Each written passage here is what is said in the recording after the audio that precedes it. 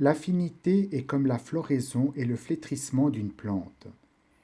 Sariputra, la forme n'est pas différente de la vacuité n'est pas différente de la forme c'est la vacuité c'est la forme, et il en va de même des sensations, des perceptions, des volitions et des consciences.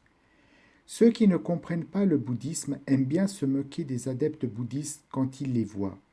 Amitabha Bouddha, la forme c'est la vacuité c'est la forme. En réalité, que veut dire la forme c'est la vacuité c'est la forme? Comme les gens utilisent cette phrase pour se moquer du bouddhisme, nous devons absolument en saisir pleinement le sens. Cette phrase est en fait la perspective du monde pour le bouddhisme. Quelle perspective le bouddhisme choisit-il face au monde? C'est justement la forme, c'est la vacuité c'est la forme. La vacuité, c'est une doctrine formelle du Dharma envers le monde, envers la vie. Sariputra est un nom propre. Il désigne l'aîné des 10 principaux disciples de Bouddha, connu comme étant le plus sage d'entre eux. C'est un personnage éminent. Malheureusement, il a choisi de se laisser assassiner et d'entrer dans le nirvana 3 mois avant le paranirvana du Bouddha.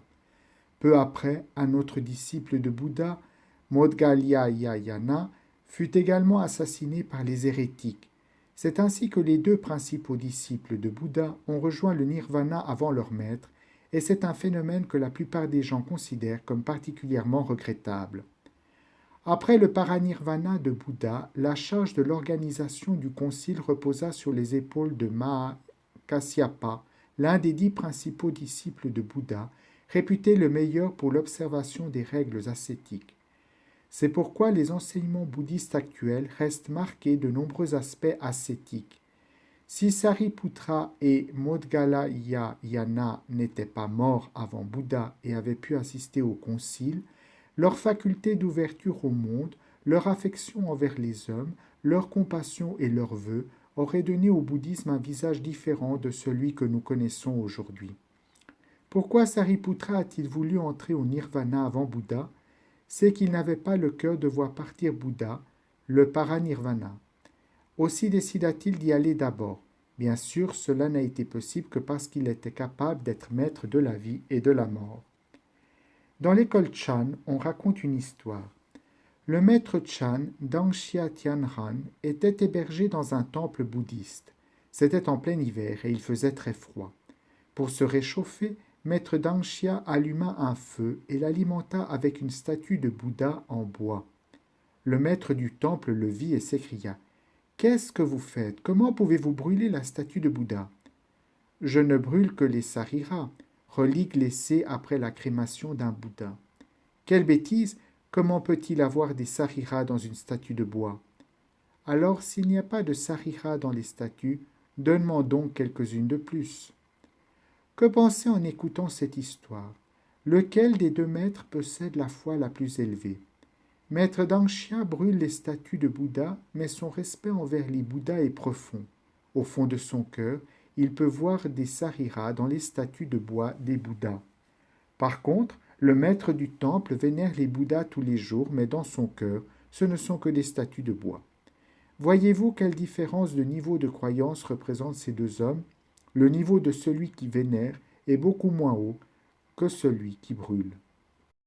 Un maître Chan récitait le sutra dans le hall de la pagode.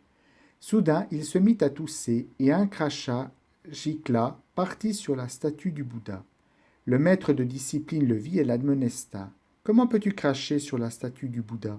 Le maître Chan s'empressa de s'excuser, puis il demanda « Dites-moi, y a-t-il dans le néant un endroit où il n'y a pas de Bouddha? Car je dois encore cracher. » Certains fixent leur croyance sur les statues de bois. Pourtant, les vrais Bouddhas sont partout dans le néant. Ce en quoi nous croyons, c'est le Dharmakaya Bouddha qui se trouve partout dans le néant. Il est dit dans le bouddhisme, c'est dans la vacuité qu'apparaît la merveilleuse existence. L'or est vacuité, c'est pourquoi il donne naissance aux bagues, boucles d'oreilles, bracelets, baguettes, bols, plats, etc. La vacuité est l'essence, les objets sont des apparences. Qu'est-ce que la vacuité?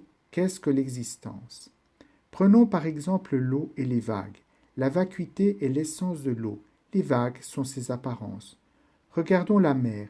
Les vagues sont tumultueuses, elles se succèdent sans cesse, telles sont les apparences de l'océan. Mais la mer ne possède-t-elle que cet aspect mouvementé? Non, la mer, c'est l'eau et la nature de l'eau, c'est le calme. C'est le vent qui perturbe le calme de l'eau. Les vagues sont turbulentes, mais les vagues sont aussi l'eau, et l'eau n'est pas mobile, elle est calme. Si nous voulons connaître la nature de l'eau, nous n'avons pas besoin d'attendre que le vent se calme. Celui qui possède le prajna peut percevoir la nature calme de l'eau, même au milieu d'une mer agitée.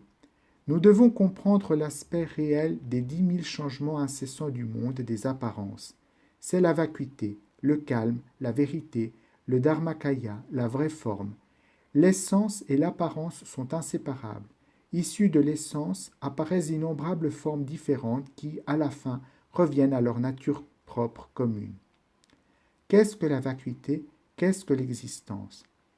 La vacuité est la théorie, l'existence est l'application. La vacuité est le fondement de la vérité, et une même théorie peut donner naissance à de nombreuses applications. Il est dit dans les sutras, pour comprendre la théorie du non-agir, il faut examiner les apparences de ses applications. Le non-agir, c'est la doctrine de l'équanimité et de la transcendance. Pour comprendre la théorie du non-agir, il faut partir des apparences, partir des phénomènes. C'est dans les mouvements qu'on peut percevoir la tranquillité, c'est dans les différences qu'on peut percevoir l'égalité.